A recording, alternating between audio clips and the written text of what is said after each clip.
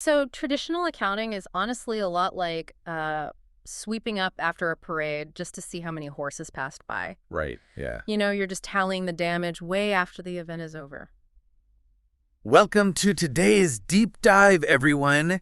Today we're pulling from the book Contabilidad de Costos to show why treating accounting as this, history lesson is actually a fatal mistake. Yeah. We're getting into cost accounting, which operates way more like designing that parade route so you know the exact cleanup required before the first float even rolls. Yeah, it's a completely vital pivot in mindset, really. I mean, financial accounting serves external observers by, looking backward at what has already happened, but cost accounting is an internal mechanism. It's fiercely predictive. Right, like turning on the headlights instead of staring in the rearview mirror. Exactly, because if you're pricing your product based solely on what it cost you to make last month, well, you're just baking past inefficiencies right into your future prices. Okay, let's unpack this a bit, though. Because we all get tracking direct inputs, right? Like your raw materials and billable labor hours, those are super easily quantifiable. The physical stuff and the human effort. Right. But the real friction happens with indirect overhead. I mean, trying to accurately attach a fraction of the monthly factory power bill or like a supervisor's salary to a single widget, it just seems like an exercise in subjective fiction. Doesn't that margin of estimation make the whole calculation inherently flawed? You would totally think so, yeah. But the margin of error is actually a necessary stepping stone. Because when you are forced to figure out how much of your monthly factory rent belongs to one single unit of production, you quickly realize that this specific cost doesn't scale with output. Oh, so it forces you to mathematically isolate the fixed floor, like the rent and the insurance. Exactly, isolating that from the variable noise, like the raw materials that fluctuate with every unit built. That allocation process is really the only way to find your true break-even point. So the break-even point being the exact sales volume, where revenue equals total costs and profit is zero, Right. right?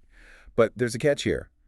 Knowing your break-even point using today's variable costs assumes your current production process is already perfect. Which it never is. Exactly. If you're using historical costs, just dividing last month's bills by last month's completed units, you are baking past waste right into your baseline survival threshold. It's basically a financial autopsy. It tells you what died, but it's way too late to fix it. That is the perfect way to put it. It tells you what died, but not how to prevent the next casualty.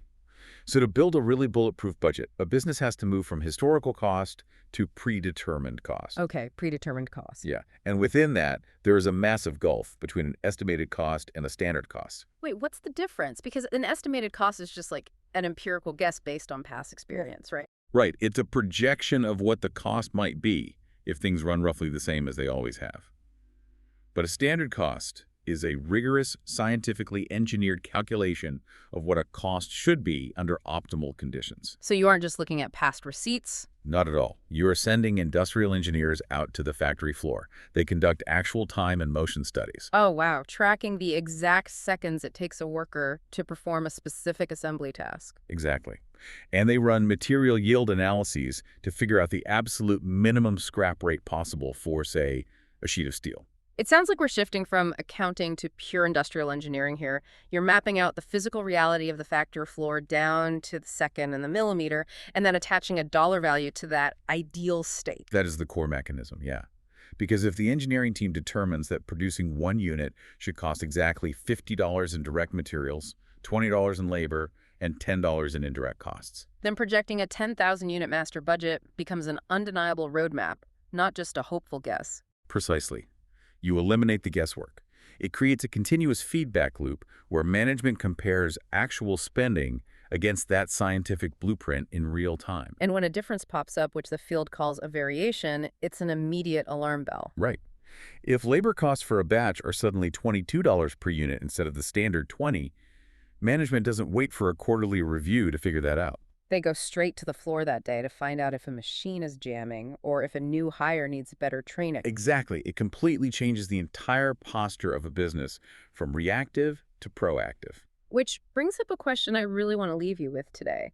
If standard costs are the scientific measure of what a process should cost, where in your own professional or personal life are you relying on historical costs? Like, where are you reacting to inefficiencies only after they've already drained your resources? It might be time to stop sweeping up after the parade and start designing the route.